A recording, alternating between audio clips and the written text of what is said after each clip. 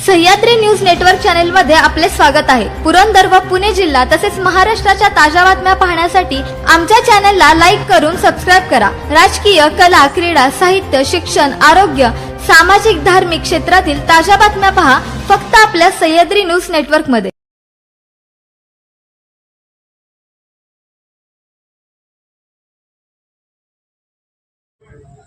काय आणलं होतं बाजारात? सीताफळ आणलं। काय बाजार केला? आज रोजच्यापेक्षा थोडंसं 100-200 रुपये वाढलेले आहेत बाजार। कारण थोडेसे बुद्धिवाली वगैरे चालू झाले ते यायला। त्यांचं म्हणणं आहे की जरा थोडं सीताफळाची सुधारणा झाली पाहिजे, पण मालात जरा ह्या वर्षी कमी माल असल्यामुळं शेतकऱ्यांचं मोठं नुकसान, आर्थिक फटका बसणार आहे शेतकऱ्यांना। काय कारण काय आहे माल कमी झाला? कारण काय, पावसाचं कमी सरस पडण्याचं, हे हवामानाचा अभाव, त्याच्यामुळं मोठं नुकसान झालेलं आहे शेतकऱ्यांचं। कामते शिवरीगावचा शेतकरी आहे। माझी सीताफळाची बाग आहे।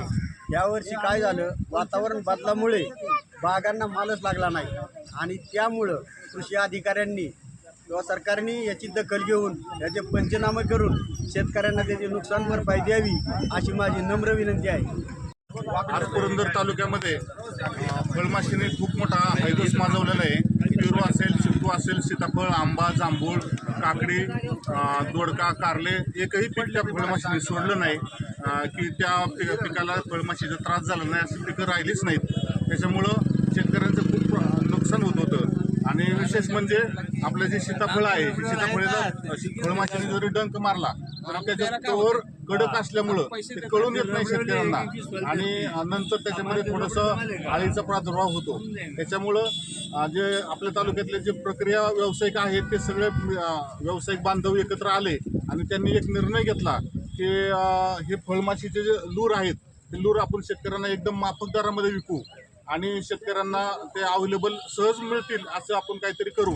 आणि अशा माध्यमातून एक फळ प्रक्रिया संघाची निर्मिती झाली आणि त्या संघाचे अध्यक्ष आमचे नाना पाटील इथं आहेत। नाना पाटलांच्या सगळ्यांच्या निर्णयातून असं ठरलं की आपण हे लूर मागू। आम्ही कंपनीतून ते लूर मागवले आणि एकदम कमीत कमी किमतीमध्ये ते शेतकऱ्यांना आम्ही ते देतोय।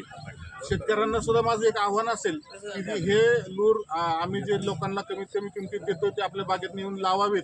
त्याच्यामुळे फळमाशी त्याच्याकडे अट्रॅक्ट होती आणि त्याच्यामध्ये ते अडकून त्याची मृत पावते। एक माशी साधारणपणे 200 ते 300 अंडी एका वेळेस घालत असते।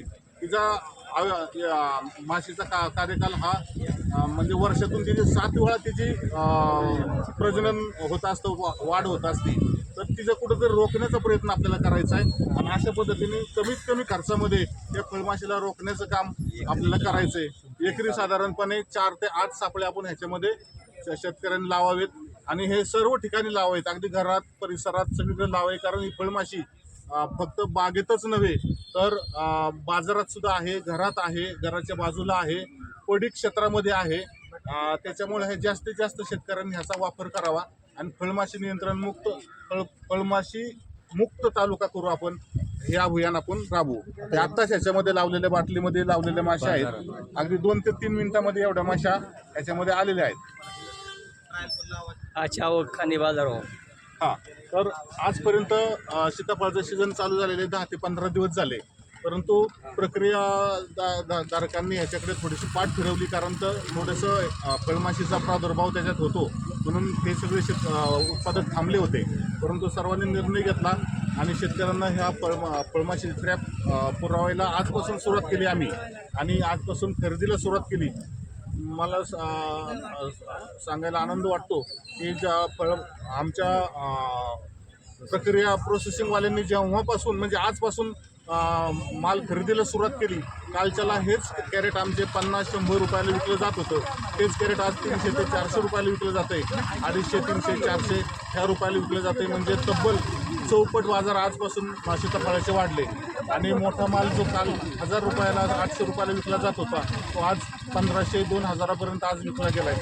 म्हणजे नक्कीच हे जे माझे जे काही मित्र सहकारी आहेत, आमचे 25-30 प्लॅन्ट आहेत तालुक्यामध्ये फळ प्रक्रियेचे, त्याचा तालुक्यातील शेतकऱ्यांना आणि त्यांच्या फळबागांना नक्कीच त्याचा फायदा होतोय आणि शेतकऱ्यांच्या खिशात 2 रुपये अधिकचे जाण्यास त्यांचा नक्कीच मोलाचा वाटा होतो। नमस्कार।